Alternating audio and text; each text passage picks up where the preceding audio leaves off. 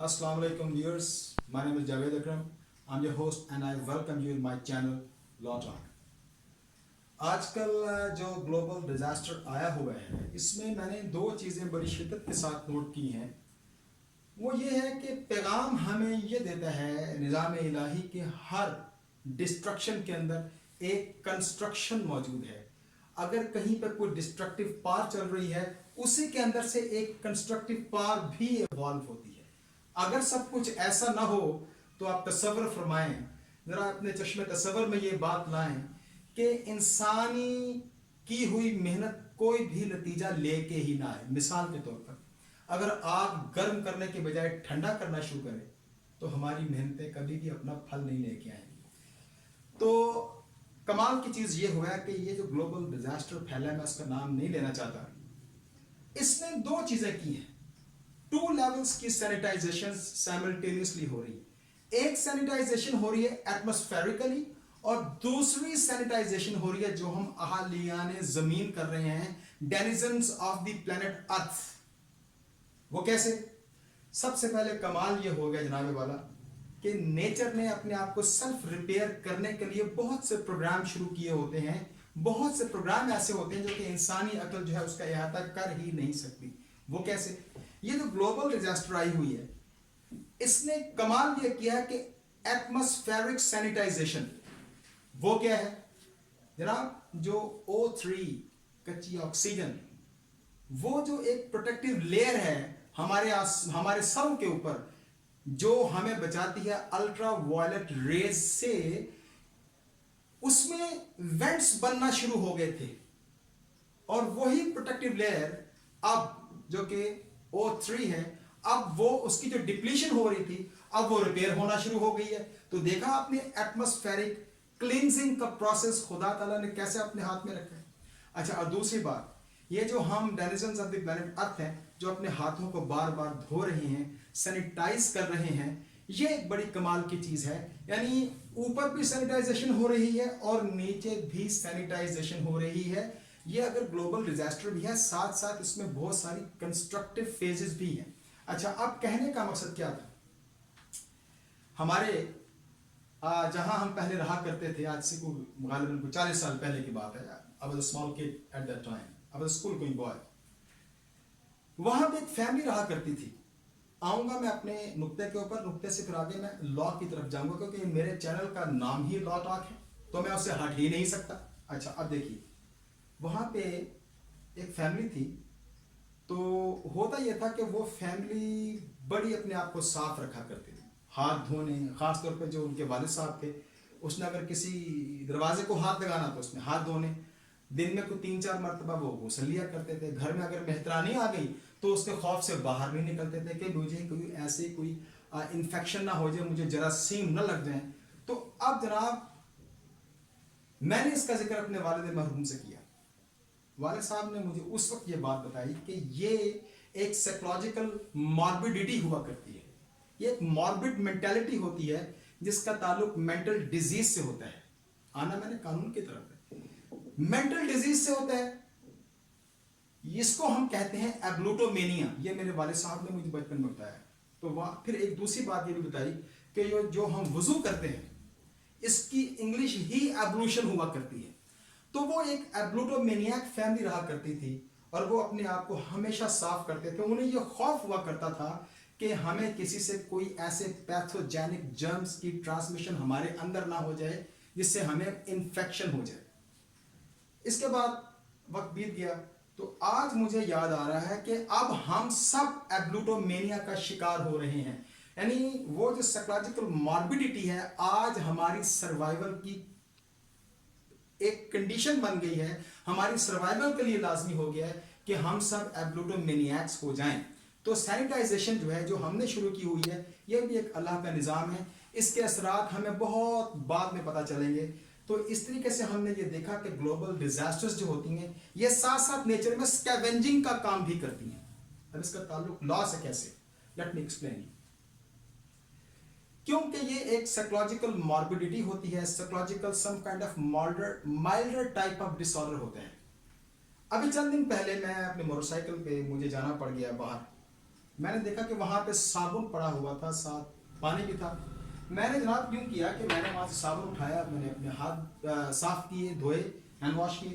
میرے ساتھ جو میرا دوست تھا تو میں نے اسے کہا کہ بھائی آپ بھی ہاتھ دھوئیں. آپ حیران ہوں گے کہ اس نے ہاتھ نہیں دھوئے. میں نے اسے کہا کہ بھائی ہاتھ دھو لو، تو اس نے آگے مسکرا کے خاموشی اختیار کی. میں وہی سمجھ گیا. There and then I pinpointed his mentality کہ وہ چاہتا کہ اس کے ذہن میں چل کیا رہا ہے. اچھا اس کے بعد وہ وہاں سے مجھ سے الوداع ہو گیا تھا. تو الوداع ہونے کے بعد پھر جب میں اپنے کسی اور کام سے گیا، موٹر سائیکل پہ ہی تھا میں گیا، تو میں نے وہاں دیکھا وہاں بھی صابن رکھا ہوا تھا، وہاں بھی ایک شخص ہاتھ دھو رہا تھا، مگر ایک شخص نے اپنی جیب سے چھوٹی سی بوتل نکالی اور اپنے ہاتھ میں ہینڈ سینیٹائزر سے اپنے ہاتھ صاف کیے. مجھے چونکہ یہ واقعہ پہلے ہو چکا تھا، میں لپک کے اس کے قریب گیا اور 1 گز کی دوری پہ کھڑا ہو گیا، کیونکہ فزیکل ڈسٹینسنگ میں تو لازمی ہے نا. میں نے اس سے پوچھا تو اس نے جو جواب دیا، اس نے انکار کا جواب دیا. اب اس نے تو مجھے پنجابی میں یہ بات بتائی، میں آپ کو اس وقت ذرا انٹلیکچولائز کر کے بتا دوں. میں نے اس سے پوچھا کہ تم یہ ہاتھ کیوں نہیں دھو رہے؟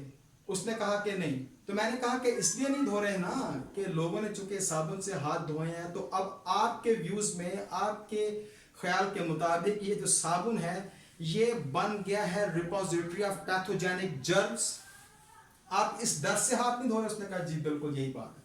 تو یہاں سے آپ کو میں بتاؤں، اگر ہم سب ایبلوٹو مینیاکس ہو گئے ہیں، جو کہ ہماری سروائیول کے لیے بہت ہی لازم ہے، ساتھ ساتھ ایک یہ ذہن دو جو کہ میں نے دیکھے، آپ بھی دیکھیں گے، انڈیا سری لنکا میں بھی ایسا ہوگا، لیکن ایسے لوگوں کو کہتے ہیں ایبلوٹو فوبک پیپل. یعنی ان کو ایبلوٹو فوبیا ہو گیا ہے کہ نہیں، بار بار ہاتھ نہیں دھونے، نہائیں گے تو یہ گندا پانی ہمارے اوپر نہ آ جائے، یا پتہ نہیں یہ پانی کہاں سے آ رہا ہے، ہمیں نہر میں نہیں نہانا. تو بہرحال یہ میں نے 2 دلچسپ چیزیں دیکھی کہ ایک تو ایبلوٹومینیا بہت پھیل گیا ہے، اور دوسرا ساتھ ساتھ انکانشیسلی کچھ میں نے 2 ایبلوٹو فوبک پیپل بھی دیکھے. تو اگر آپ کو کہیں اپنے علاقے میں ایبلوٹو فوبک پیپل نظر آئیں تو ان کے اندر یہ سائیکولوجیکل ماربیڈی نہیں ہے، یہ بس یوں ہی تصور کر رہے ہیں کہ جی چونکہ باہر صابن رکھے ہیں، نہ جانے کن کن لوگوں نے ہاتھ دھوئے ہوں گے تو ہمیں بھی جراثیم لگ جائیں. تو بہرحال اب اس میں سے بات کیا ہے، اب اس کا تعلق لا سے کیوں ہے، میں بتاتا ہوں آپ کو. یہ جو مینیاز اور فوبیاز ہوا کرتے ہیں، یہ ایک قسم کی مینٹل ڈیزیز ہوتی ہے. کرمنل لا میں جو لوگ مینٹل ڈیزیز کا شکار ہوتے ہیں ان کو لیگلی انسین قرار دے کے ان کے اوپر جرم واجب نہیں ہوتا، and they are declared innocent. وہ کیسے؟ وہ ایسے، یہ ایک قسم کی، اچھا آپ میں سے بے شمار لوگ ایسے ہوں گے جنہیں کتابیں خریدنے کا بہت شوق ہوتا ہوگا. بس مجھے بھی اپنی کتابیں خریدنے کا بہت شوق ہے، لیکن اپنے ریلیونٹ قانون، اپنے ریلیونٹ ڈسپلن کے مطابق، اپنے ریلیونٹ چوائس کے مطابق جو کتابیں خریدنے میں ان کی بات کر رہا ہوں. یہ لوگ ہوتے ہیں بیبلیو مینیاکس، ان کو بیبلیو مینیا ہوا کرتا ہے. آپ نے جب تھیسس لکھا ہوگا، جن لوگوں نے ایم فل لیول تک گئے ہوں گے یا پی ایچ ڈیز کی ہوں گی، انہوں نے اپنے ہر تھیسس کے آخر میں ایک کتب کی فہرست دی ہوتی ہے کہ ہم نے ان کتابوں سے اپنا تھیسس لکھنے کے لیے استفادہ کیا ہے. تو وہ جو فہرست ہوتی ہے اس کو ہم کہتے ہیں بیبلیوگرافی. ٹھیک ہے سر. اب جو بیبلیو مینیاکس ہوتے ہیں ان کے اندر بھی ایک سائیکولوجیکل ماربیڈیٹی ہوتی ہے. وہ کیسے؟ وہ جاتے ہیں، وہ کتابیں خریدنے سے رک ہی نہیں سکتے، اسے کہتے ہیں امپلس بائنگ. اب اس پہ لفظ ہے امپلس. ایک خاص قسم کی مینٹل ڈیزیز جو کہ 200 سال پہلے انگلینڈ میں جس کا ایک شخص نے فائدہ لیا اور اس نے جو فلانس کرائم کمٹ کیا تھا اس میں وہ ڈکلیئر ہو گیا کہ یہ انوسینٹ ہے. اس کے اندر ایک چیز ڈیولپ ہو گئی تھی، وہ تھی irresistible impulse.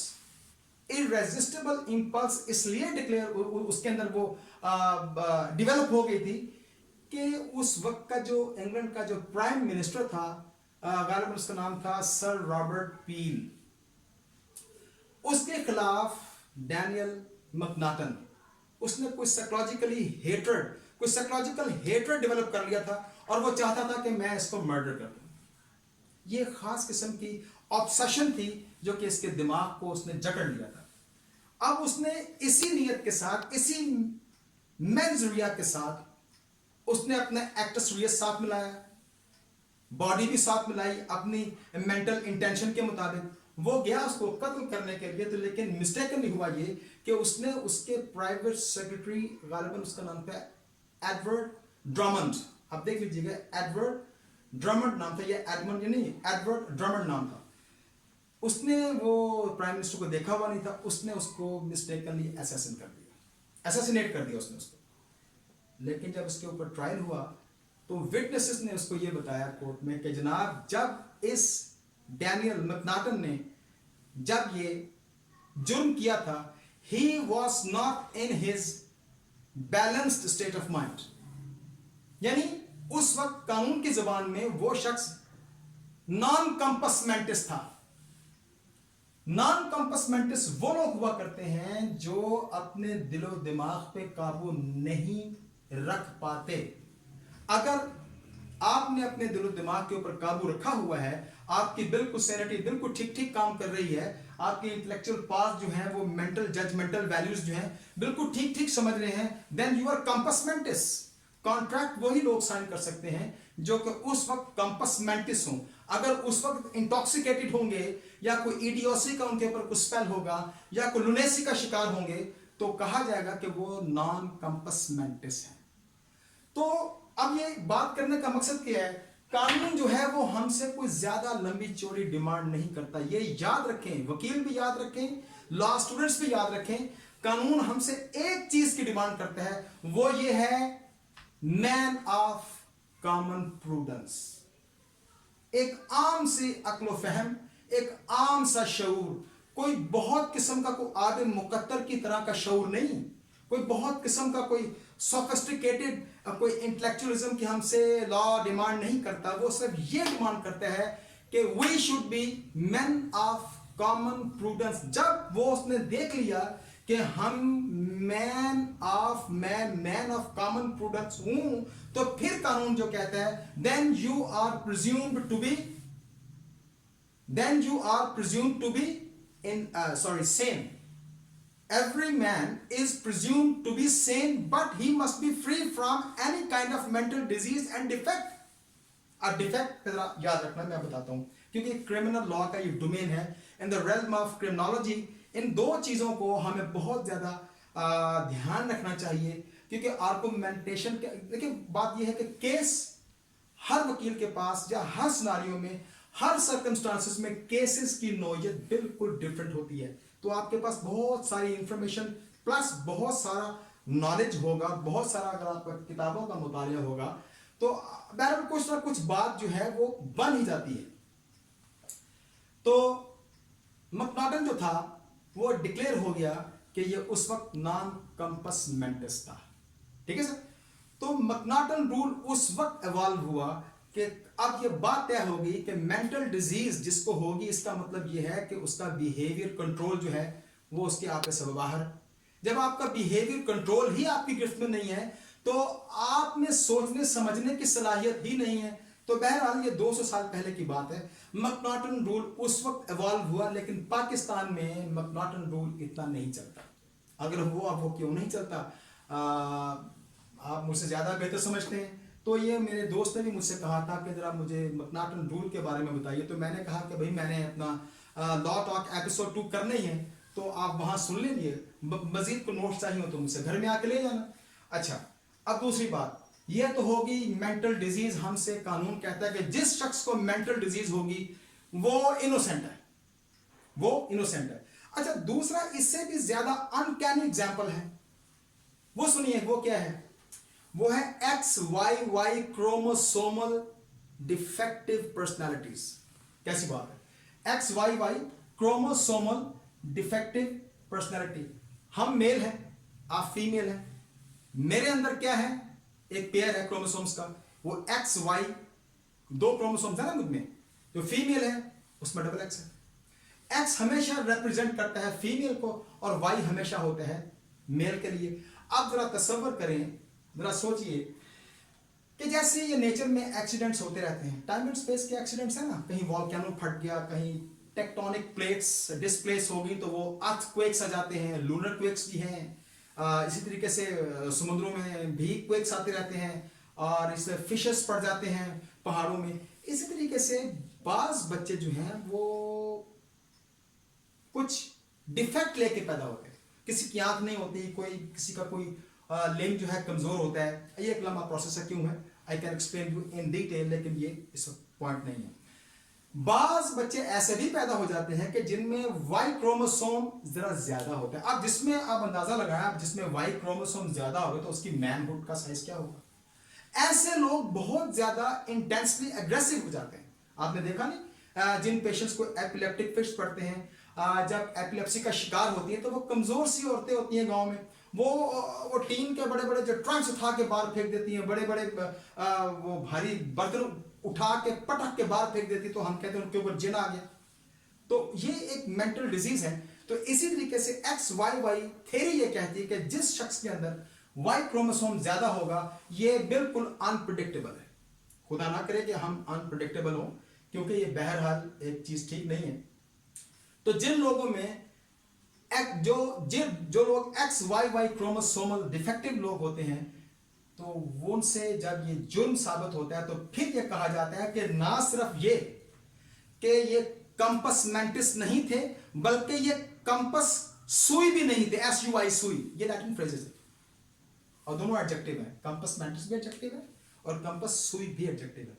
आप कोशिश किया कीजिए लॉ की जितने टर्म्स हैं उसका जो ग्रामेटिकल पैटर्न है वो जहन में रखें, ठीक है ना। बास एडजेक्टिव होते हैं वो एडवर्ब के तौर पे इस्तेमाल होते हैं, खैर वो मैं कभी आपको बताऊंगा इंशाअल्लाह। तो अब साबित ये हुआ कि XYY थ्योरी कहती है कि जब ये लोग जुर्म करते हैं तो उस वक्त ये अपनी नॉर्मल स्टेट ऑफ माइंड में नहीं होते, लिहाजा वो उस वक्त कंपस मेंटिस भी नहीं होते और कंपस सुई भी नहीं होते। तो लिहाजा उनको ये इस्तिस्ना हासिल होता है, वो लीगली इनसेन होते हैं। तो ये दो बड़ी अनकैनी और वियर्ड किस्म के डिफेंसेस होते हैं क्रिमिनल लॉ में। और अगर कोई ऐसा वाकया आ जाए तो हमारे जो माशाल्लाह ताला जो हमारा जुडिशियल सिस्टम है, ये मेरा फर्म बिलीफ है, आप माने या ना माने मगर ये हकीकत है, हमारा जुडिशियल सिस्टम किसी भी दुनिया के जुडिशियल सिस्टम से कम है ही नहीं। यह नामुमकिन से 10 कदम आगे है कि हमारा जुडिशियल सिस्टम किसी दुनिया के सिस्टम से कम। भाई जब उस पर अमल ही नहीं होना, जब उस पर काम ही नहीं करना, जब रेलेवेंट जजमेंट्स निकाल के लेके नहीं जानी, जब आर्गुमेंट्स नहीं पेश करने, जब पूरी तैयारी नहीं करनी, पूरी फाइल नहीं पढ़नी, रिसर्च नहीं करनी, तो आप फिर कैसे जुडिशियल सिस्टम के ऊपर ब्लेम दे सकते हैं। मैं तो ब्लेम नहीं करता, अगर कहीं कमी होगी तो जनाबे वाला वो हमने है, हमारी कोर्ट्स में नहीं है, हमारे लॉ में नहीं है। हमारे पास दुनिया का बेस्ट लॉ है। कौन सा लॉ है जिसकी एफिकेसी किसी दूसरे मुल्क के लॉ से कम हो? है ही नहीं। ये हम पे अल्लाह का बहुत फजल है। बाकी मैन मेड लॉज हैं, उसको आप जब चलाते हैं मुख्तलिफ सिनारियोज में, मुख्तलिफ सर्कमस्टांशियल फैक्टर्स में, तो फिर देखा जाता है कि इसमें क्या कमी रह गई, कितनी कॉस्मेटिक्स इसमें होनी चाहिए, कहां से इसकी नोक पलक जो है दुरुस्त हो सकती है, कौन सी चीज अब ऑब्सोलीट हो सकती है, या इसमें क्या चेंजेस लेके आने, ये तो टाइम साबित करता है ना। लेकिन अगर हम ये कह दें कि जी हमारा जुडिशियल सिस्टम ठीक नहीं है, no, I always say thumbs down, हमारा जुडिशियल सिस्टम थम्स अप। तो ये जनाब सारी बातें हैं। आप देखिए कि अल्लाह ताला का क्या निज़ाम है कि दो जगह क्लींजिंग हो रही है, ह्यूमन क्लींजिंग भी हो रही है और नेचर की क्लींजिंग भी हो रही है। तो इसके बाद बाकी ये एक और मैं बात कहना चाहूंगा, अक्सर मैं ये बात देखता हूं हर घर में, हर मुआशरे में, हर सड़क के मोहल्ले में एक अजीब किस्म की गुफ्तगू हो रही है कि जी हमारे साइंसदान काबिल नहीं है, या हमारे डॉक्टर्स जो हैं वो कोई वैक्सीनेशन तैयार नहीं कर पा रहे, जो लीथल वायरस फैला हुआ है। मैं एक आपको बात कहना चाहता हूं सर, देखिए ये वो ग्लोबल डिजास्टर है जिसमें बड़े बड़े सफेद पोशों की मैशत का जनाजा निकल गया है। आई डू एक्सेप्ट इट, बिल्कुल ऐसा है। लॉकडाउन हो गया, लोग घरों में कैद हो गए, रोटी कमाना बहुत मुश्किल हो चुका, बिल्कुल दुरुस्त है, मैं मानता हूं। लेकिन एक फिनोमेनन जो हमारी नजर में हमेशा होना चाहिए, सुनिए, अगर मुझे फाका आता है, मुझे अगर फाके का वायरस लगता है तो कौन इफेक्ट होगा? आई अलोन, नॉट एनी अदर. अगर लीथल वायरस की इंफेक्शन से कोई बीमार हो जाता है तो मेनास किसके लिए, थ्रेट किसके लिए, फियर किसके लिए, खतरे में कौन है? क्या वो अकेला है? नहीं, all those people who may come into his contact. तो भाई लॉकडाउन इज वेरी इंपॉर्टेंट. बाकी रह की बात है, हमारे डॉक्टर्स काबिल हैं, हमारे साइंसदान काबिल हैं, रिसोर्सेज हैं, आ जाएंगे, ठीक हो जाएंगे. लेकिन हमारे ऊपर जो इंडिविजुअलिटी है, जो हमारी पर्सनल इंडिविजुअल ऑब्लिगेशन और रिस्पॉन्सिबिलिटी है, वो ये है कि हम हुकूमत वक्त की पॉलिसी के साथ साथ चलें. Till then,